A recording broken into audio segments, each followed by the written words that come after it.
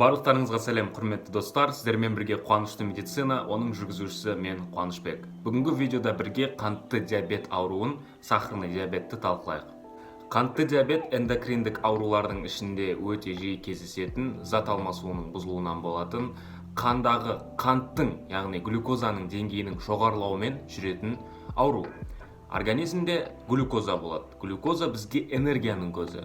Кез келген біздің тіндеріміз глюкозамен қоректенеді, глюкозамен энергия алмасады. Глюкоза деген не?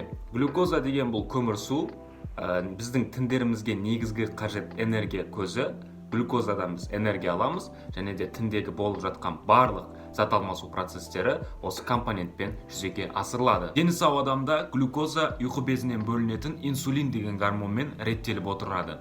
Инсулин гормонының қызметі, егер қанда глюкозаның деңгейі артып кететін болса, ұйқы безі бізде инсулин гормонын бөледі, қандағы глюкозаның деңгейін төмендетеді. Артып төмендетеді. Осындай бізде реттеуші қызмет атқарады. Қандағы қанттың нормасы 3/3, 5/5 миллимоль бөлінген литр. Осыдан жоғарылап кететін болса бізде гипергликемия, яғни организмде қант өте көп. Төмендеп кететін болса гипогликемия, организмде қанттың деңгейі өте аз.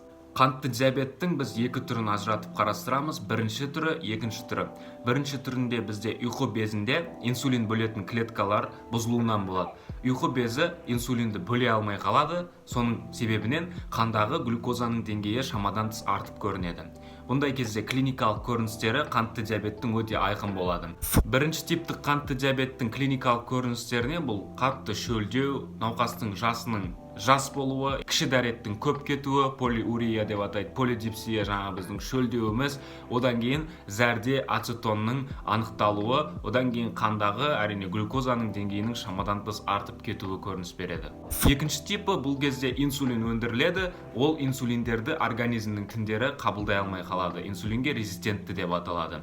Бірінші типмен көбінесе жас адамдар ауырса, екінші типмен 35-40 жастан асқан адамдар және де артық салмағы бар адамдар көп шалдығады.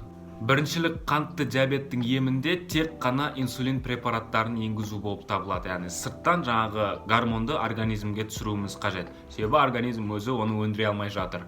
Екінші типтік қантты диабеті көбінесе үлкен адамдарда 35-40-тан асқан, ол адамдарда артық салмақ болуы мүмкін, және де диетасы дұрыс емес, тәтті өнімдерді, майлы өнімдерді шамадан тыс көп жесе, одан кейін қимылы аз болса, гиподинамиялық жағдайда болса, екінші типтік диабет дамуы әбден мүмкін. Екінші типтік қантты диабетті емдеуде бізге диетатерапия көмектеседі. Диабетке арналған ем-дәм қолдандырады науқасқа, одан кейін физикалық активтілігін арттырады, спортпен айналысуды, жүріс-тұрысты көбейтуді, одан кейін қандағы қанттың деңгейін төмендететін препараттарды тағайындауды ұсынылады. Диабет кезінде көп науқастар мынандай шағымдармен ауруханаға түседі. Мысалы, қолын жарақаттап алады, ол жері жара болады, ол жарасы емделмейді. Көп айлар бойы содан кейін ойлайды, не үшін емделмей жатыр деп. Оның себебі жаңағы капиллярлардың, нерв тіндерінің бұзылуының нәтижесінде қантты диабет кезінде бізде жаралардың емделуі, жазылып кетуі өте ұзаққа созылуы мүмкін.